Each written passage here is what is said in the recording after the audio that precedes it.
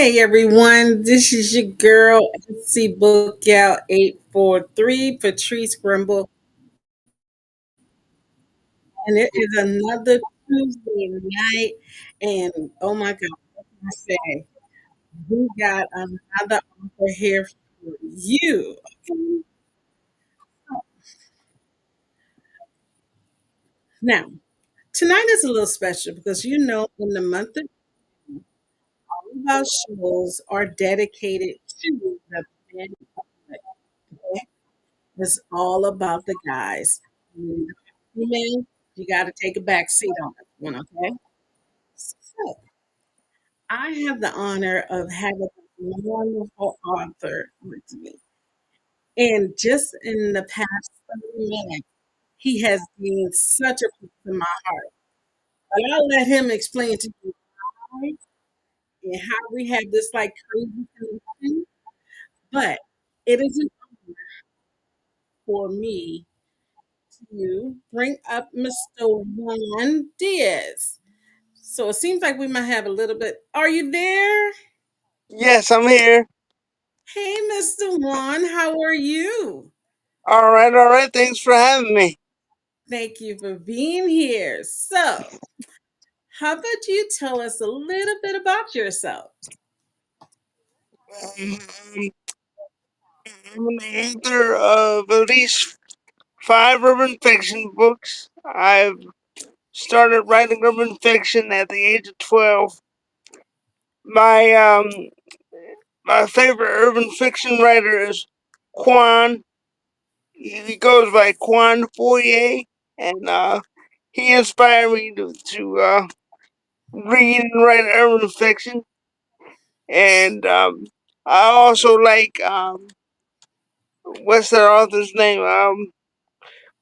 Donald Goines, the godfather of urban fiction. I love Donald Goines, man. That dude was Oh, hot, but oh, he was great. He was great. He was a heartless, but he was great. it's crazy because I didn't read Donald Goines so about, I want to say, maybe 5, 10 years ago. And when I read it, I was like, I see why people have been hiding this book. You know what I'm saying? I was like, oh my God. So, and Quan, what you know about Quan? Bro, I had the chance to speak to him on Facebook one time. Yo, I almost went ape shit, yo, for real. Oh my god. So why urban lit, Mr. Juan? Well, Why did you want to start to write urban lit? well, okay. In no way, shape, or form am I, into the streets like that. I'm disabled and all that, so ain't no way in hell I'm gonna be in the streets. But I loved, um, gangster movies like Carlito's Way, Scarface, State Property, all that stuff. So when I got into Quan's books when I was in high school, I said, you know what? No disrespect to Quan, but I could do something a lot better than Quan. No disrespect to him, but that's what I thought at the time. Now, what you know about? Okay, so let me ask you a question. Off subject: state property one or state property two? State Property too. No, I couldn't get in the two. No, no. The reason why I like to, you're gonna laugh about this. Um, when Beanie Siegel is discussing something about a Puerto Rican gang member, and I'm Puerto Rican by the way, and Hmm. he says to that to his associate, I don't like the way that Guala Guala looks at me. I just want to diagnose. Throughout the whole movie, that's all he kept on calling them was the Guala Guala. Oh my goodness! See, me and you gonna have to hang out one day. I That's see all. this. That's all he. Every time when he mentioned the Puerto Ricans, it was the Guala Gualas. So I understand you have a disability. Does that ever interfere with your writing? Um, yes and no, because I can't type fast, so I type Hmm. with index finger. Okay, Uh, okay. with my right index finger. Nowadays, I usually write on my phone because I have the Google app Docs, and it makes it a lot easier to just run on my phone and take it with me everywhere I go. Oh my goodness. Now look at Google top of there trying to do some work. Okay, I can see that. Does it seem to does it seem to take longer when you're using that process, or it's just you're just barreling away through it? Okay, this is weird because it's a blessing to me because since I write with one finger, my thoughts I can process my thoughts a lot more clearer. Oh, Uh, that might sound odd. that is crazy. Oh my goodness. Okay. But I can see because you're not using, I can see how it's happening and everything is being zoned into. I can see it. I can see it. I can see it. So, where do you get your inspiration from when you're writing your books? Is this like every day or you're looking at a situation, television? Like, where are you getting your thought and ideas for your books? Well, I usually have a vivid and kind of nasty imagination, and by nasty, I mean I'm a guy, so you know, take Okay. that as you will. But I do have a vivid imagination, and um, I'll tell you one thing. I use my disability as an inspiration to one of my stories. It's called "Sins of the Father," Okay. and it's about a man whose son um they went to do a hit on his family, and he has an infant son, and the people that were gonna do a hit, they accidentally shoot his baby boy, and his baby boy has a bullet in his head. So his baby boy has cerebral palsy like me. Mhm. So 17 years later, the the son who's in a wheelchair, he gets involved with this group of people, and they want to sell drugs within the school, but they can't because they got metal detectors. Now, when you're disabled, you can bypass those metal detectors. So they use him to transport drugs within the school system. Ooh, and that just popped in my mind when you said, and what's the title of that book again?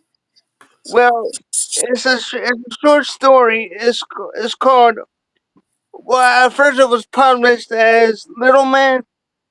It's published under this short story compilation called West Side Wilmington Chronicles. Okay, I'm gonna have to get that from you because that's creative. That's mad creative right there. So you're gonna have to inbox me on how I can get that right there. So Well, it's on Amazon. isn't It's a that very yeah. Uh, okay? So I see that you have this book. Is it in the one that says Wild, the Wild West? no, it's not in that one. It's in the one that says West Side Wilmington Chronicles. Well, y'all know I write down the book in a heartbeat. Y'all already know. So y'all, I hope y'all have y'all pen and pencils too, and paper, and writing down the title. If not, catch the replay. Catch the replay. So, how do you feel about being a male author? in the urban lit scene, because I'm seeing that the urban lit scene is now becoming a female dominated genre. So, how do you feel as being a male author? And if we could take it even a step further, an author with a disability. Okay, that's a great question. Well, I feel that men have lots to offer within the genre, especially men who, unlike me, have experienced, you know, the stuff that they write about, you know. But you know, suffice it to say, I like the females writers better than the male writers, because the females they really get into their feelings when they write the urban fiction. They really get into their feelings, and so the reason why I like that is because I, as a man, I learn more about women through these books. You feel me? Mm-hmm. I know So it's I know it sounds corny, but that's how I feel. it doesn't sound corny. It makes plenty of sense. It makes plenty of sense. So again, how does having your disability help Well, with your storylines? well, Because a lot of people, when they do urban lit, they're like literally, um it's a world of fantasy for about 30 to 45% of the authors, because none of them have ever done anything like that before. yeah, like myself, yeah. But they seem to be the most authentic with it. So, I mean, authentic as in, wow, I can literally see this happen. So, how does that work with you? Well, what it works for me is it's weird because I hardly write about disabled people. And that one story that I told you about is the only time that I wrote about disabled people. But see, when people see me face to face, they be like, "Nigga, you wrote this." Excuse my friend. I was Okay. like, "Yeah, I wrote that." Yeah. And get this right, since I read a lot of women authors, and I tend to write like women authors, and people think I'm a woman when they read my books. So, how do you, I mean, how do you respond to that? I don't know, but I had this one reader hitting on me hard. I said, "Dude, no disrespect, I'm not gay, you know. Um, I'm a man." He said, "Prove it." I was like, "Dude, I ain't showing you no dick pics, you know." Oh God. Okay. Okay. Yeah. So what, why do they feel like you're a female when you're writing? Like, I never knew there was a way that a female writes from what a man writes. I'm gonna have to start paying attention to that when I read, but why do they feel like you're a female writer? And okay, within urban fiction, women writers, they tend to be more descriptive and when it comes to the emotional part. Oh, you know what? You're right. We You we know, you're right. that's why I love reading women writers because they have great description. Girl, especially when it comes to the sex scene. Go, oh no, yeah. Okay, so it looks like you're a big fan of erotica. Who is your favorite author in that genre? Crystal Davis. I have Oh, never heard. You got to you tell me never. about her. Oh, that's my homegirl. Let me see if I can find one of her books. Okay. Hold on, Derek. Can you hand me one of the book uh with the girl on the cover? I mean, not with the girl, with the dude on the cover. The blue book. He sounds like one of my patrons that come in the library. They always say, "You got that blue book with the girl on the cover," and y'all should see the look I give. Like, huh? What blue book with the girl on the cover? No, it's good. So my favorite erotica writer is Crystal Davis. You know, she's fairly new. She co-writes with this guy named R. Coxton, and this book Okay, is A Thug Millionaire's Weakness, a Fictitious Romance. Great book. okay. A thug millionaire's Weakness. weakness. I don't know why y'all acting like y'all ain't gonna see me writing this name pages down. Come on now. Y'all know me. If y'all could only know how many notebooks I have full of books to be read. Like it's crazy. So let's talk about authors. If you can co-write a book with an author, who would it be and why? Who would it be and why? Hmm. I think I had to go with my homegirl Crystal Davis because Okay. man, her writing style is too deep, and like I want to be a part of that. You know what I mean? Okay. Okay. So Phil Davis for a female author. What about a male author? Who would it be? Jaquavis, Ah, Coleman, why? I got you. That's the one of the most popular ones that are out here now. Why do you choose him? because okay, there's a difference between an urban writer and an urban writer that goes into the realm of literature. What I mean is that an urban writer just tells a story. Okay, this cat, Jaquavis Coleman, he turns it into poetry. He is literally the James Baldwin of urban fiction. Oh, wow, you give him that title? Yes, ma'am. Yes, ma'am. That's how powerful he is. Well, you know what? I would have to admit he has to be. Reason being is we can't keep his books on the shelf. You, Him or his wife. We nah, can't keep them on the shelf. and you could tell, and I'm not trying to be snooty, but you could tell when an urban fiction writer is educated and when he or she is not educated by the words and descriptions they use. Like, you know, with Jack Quavis, it's no contest.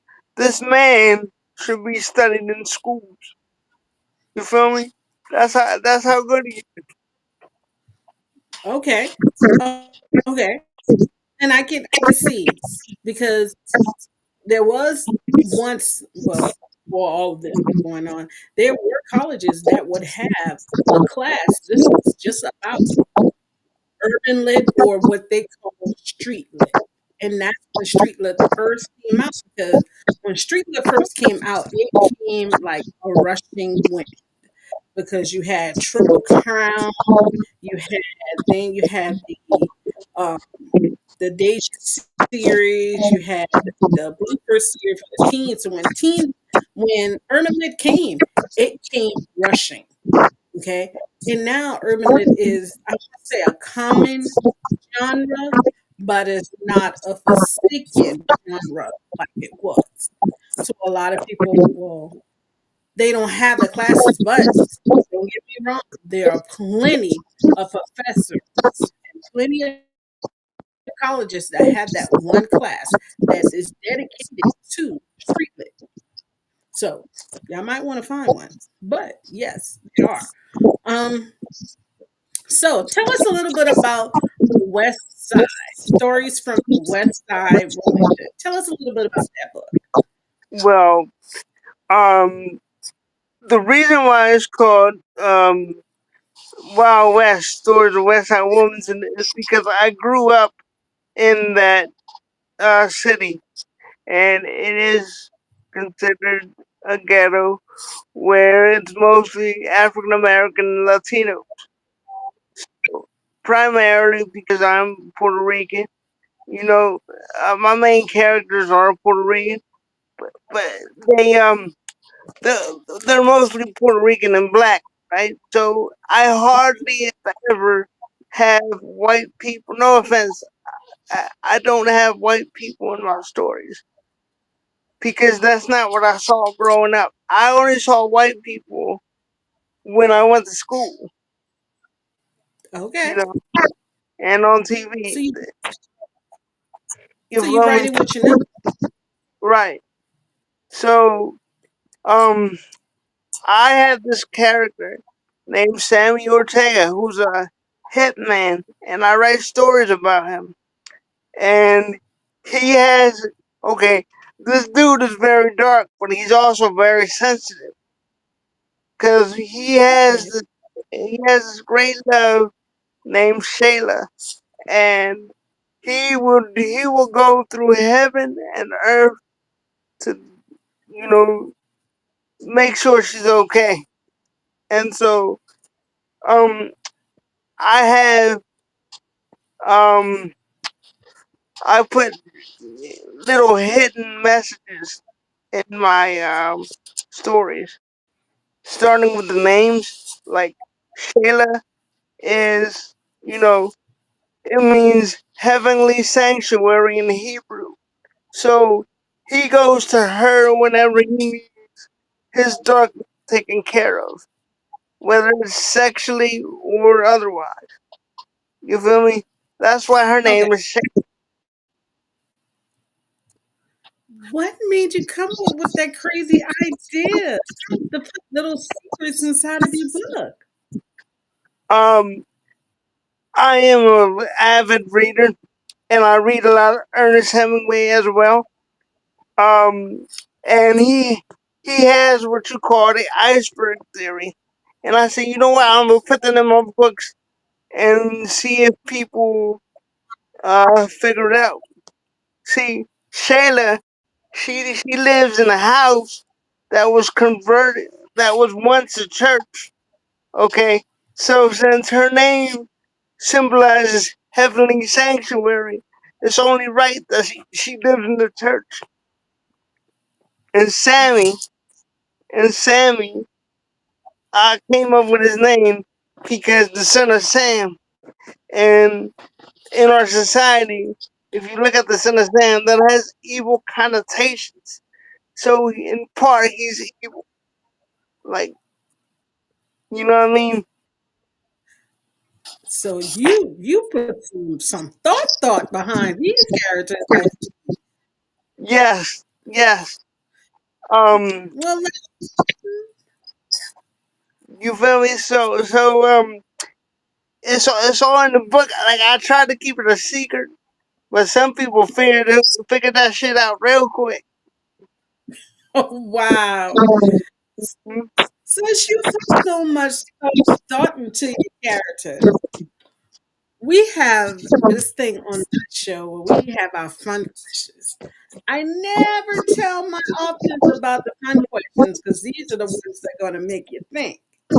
So, your character Samuel, if he can be any hip hop artist, who would he be and why did you choose them? Now, I'm gonna tell you who I'm thinking off the top of my head. I'm thinking DMX. Nice. It'd be nice because my character Sammy, he, Mm-hmm. you know, he is very introspective, and he loves to read. The character Sammy loves to read. He's very educated. Okay. He writes poetry, and you'll see that in the book. Well, actually, it's my poetry, but you know, my character Sammy writes poetry, and he's very educated, even though he's hood. So, who would you choose as a hip hop artist? If somebody was making a movie about your book, who would you choose as a hip hop artist to play? Well, okay, because my books. Okay, here's one thing. I don't mean to get off topic. My books No, it's take my books take place in the 70s, 80s, and 90s. This ooh, book, good, good. Sammy's, takes place in the 90s, and I would choose Nas to play Sammy. Nas. Everybody's liking Nas lately. Nas is a deep dude. He's like, I don't mean to be too deep, like, but I've been through some stuff. Like, because of my disability, I had to educate myself. And so Yes. by educating myself, I read a lot because I didn't want people to see me as disabled. So I had to read a lot. And when I express myself in a different way. And I always thought maybe if I educate myself, maybe people won't see my disability. You know what? I love that. I can see that. I love that. So let's go to her name was Shayla, correct? Say like that. Who would play Shayla? Oh my God. I gotta tell you something. Um, Oh, that's hard. That's hard. Because Shayla is an amalgamation of all the females I've dated. And forgive me for saying female, because I know that's a hot button issue. But she's an amalgamation of all the women I dated. And it's kind of hard, you know. it's kind of hard. Nah, it's kind of hard. Cause it's weird because I don't want to say Jennifer Lopez because that'd be the first person that Cass would pick, but because she's Latina, Uh-huh. and man, this is hard. This is very hard. That's why I don't give you these questions. I like y'all to think on your feet. I Okay, know, I know. so we'll take Jennifer Lopez because she's Latina, but would you want to mix it with somebody else? Sule Hanoa. It's the girl that came out in fighting with Shannon Tatum, the little Spanish chick. Oh, I'm looking at it. I'm looking at it. Oh, The girl that came out in the Field of Noise with Omarion. you guys, I can't remember the name. Nah, cause I am stumped. she don't come out no more. She was big in like the early 2000s.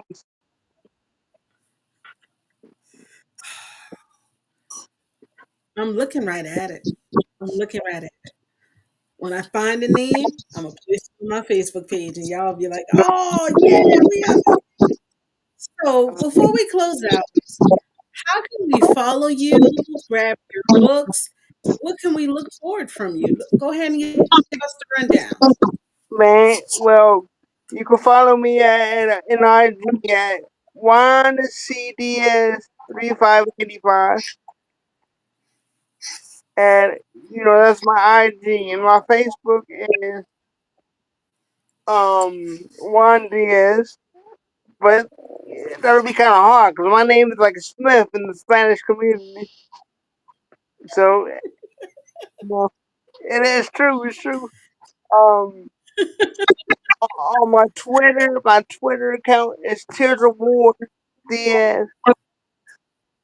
Um, I need to tell you what I'm doing currently. I'm writing a because people always ask me. what was Shayla doing while Sammy was in prison for 27 years. So I didn't know at the time, but now I know. So that's going down. Okay. You know, it's a book titled The Glaring, which the Glaring is a group of cats. So she was a group of women that were cat burglars. Okay, they did some crazy shit, and they wrote Kawasaki's and everything. Man, I'm like, these chicks were ruthless, heartless chicks, and it's called The Glaring. Look out for that, And when are you going to be releasing that one? huh? When will 2020, you be releasing? 2026. It's the story of Shayla and her group called The Glaring. Cause see, people say, readers say, well, she was too submissive. Okay, but nah, man, like you didn't know what she had to go through when he was in prison for 27 years. Well, there you have it. We got a new book coming out 2026. Y'all can go grab The Wild West and his other books that are on Amazon. And I appreciate you being here with me tonight. Thank you. I appreciate you. Thank you, guys. You know, I only bring some great authors. So this is another one that you can go ahead and add to that to be read list. I know I'm making that list long, but guess what? I got something coming out for you guys. Check my Facebook tomorrow, okay? It's going to be our April summer reading challenge, okay? Check it out. I have some books in there that you might need to grab, or it might have some things to do about this show, okay? Thank you again, Mr. Juan, for being with us tonight and giving me this wonderful honor of interviewing you. Okay? No, thank you. It was a pleasure. Well, you guys, it's another Tuesday night. Catch me next week, Tuesday. I think I'll be bringing you guys. We're going to interrupt the fellas for a little while, but I'll bring you some books that bring out the music. We might just talk about music next Tuesday. Remember, you guys, no book is an old book because not everybody has read every. Good night, everyone. Bye. Peace.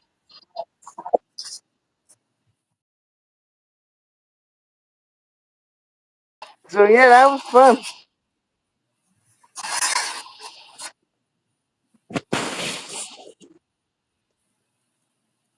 Hello.